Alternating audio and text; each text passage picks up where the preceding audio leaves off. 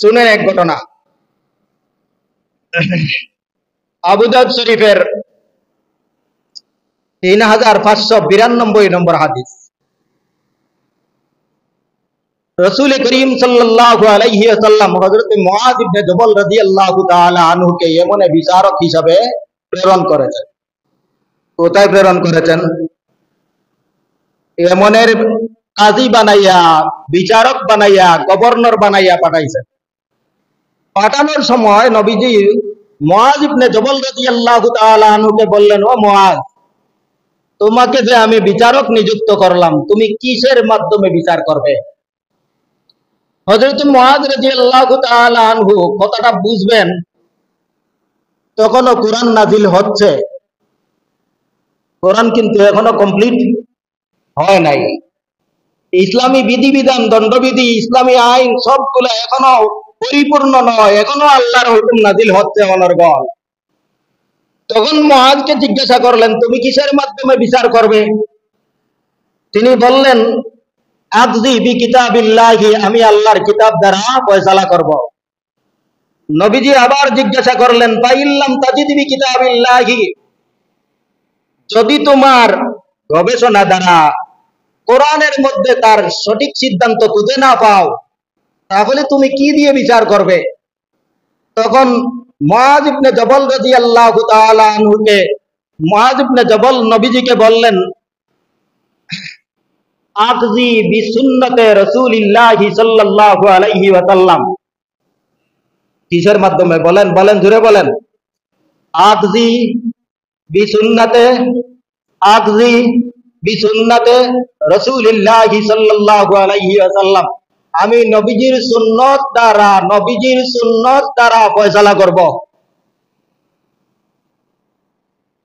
কথাটা অনেক গভীর কথা। এখানের মধ্যে হযরত মুআয ইবনে জবল রাদিয়াল্লাহু তাআলা আনহু বলেন না আল্লাহর নবীর হাদিসের মাধ্যমে করব। কথা বুঝে আসছে? বর্তমান জগতে আহলে হাদিসের যে হাদিসের দোহাই দিয়ে থাকেন, ইসলামী আইন, ইসলামী শরীয়ত, ইসলামী রাষ্ট্র, ইসলামী সমাজ ব্যবস্থার জন্য আল্লাহর নবীর সুন্নতের বিকল্প কোনো ব্যবস্থা নাই।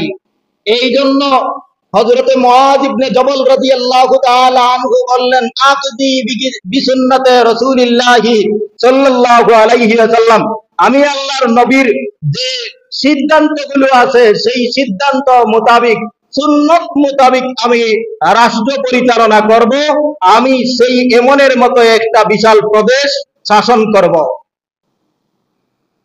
নবীজি আবার প্রশ্ন করলেন, ফাইল্লাম তাজিদ ফি সুন্নতে রাসূলিল্লাহি, যদি আল্লাহর রাসূলের সুন্নতের মধ্যেও না পাও, তাহলে তুমি কিসের মাধ্যমে ফয়সালা করবে? তখন বললেন, আজ তাহিদু বিরাইয়ি, আল্লাহর নবীকে বললেন, আমি আমার রায় এবং গবেষণা দ্বারা আমি গবেষণা করে সিদ্ধান্ত দান করব।